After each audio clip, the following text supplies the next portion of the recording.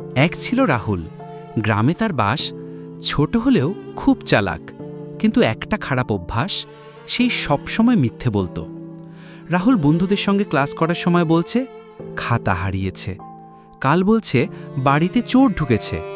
প্রথমে সবাই বিশ্বাস করত, কিন্তু ধীরে ধীরে তার ওপর থেকে সবার ভরসা উঠে গেল। একদিন স্কুলে ঘোষণা এলো, আগামীকাল পরীক্ষা। রাহুল তো পড়েইনি, ভাবল মিথ্যে বলেই পার দিয়ে যাবে।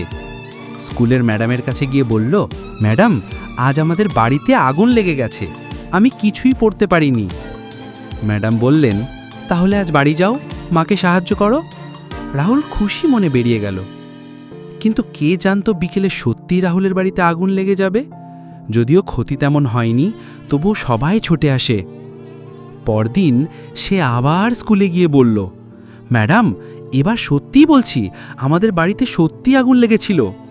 কিন্তু কেউ তার কথা বিশ্বাস করল না।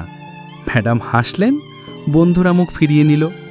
সেই মুহূর্তে রাহুল বুঝল, বিশ্বাস একবার হারালে ফেরানো যায় না। সেদিন সে মায়ের কাছে গিয়ে সব বলল। মা বললেন, সত্য কঠিন, কিন্তু একবার মিথ্যে বললে সত্যকেও সবাই মিথ্যে ভাবে। এরপর থেকে রাহুল আর মিথ্যে বলে না, মন দিয়ে পড়াশোনা করে, সবার বিশ্বাস আবার ফিরে পায়। রাহুলের মুখে হাসি, বই হাতে হাঁটছে। বন্ধুরা, মনে রেখো, মিথ্যে দিয়ে কিছু সময় বাঁচা যায়, কিন্তু সত্য দিয়েই গড়া যায় সঠিক জীবন। সত্যের পথেই শ্রেষ্ঠ পথ।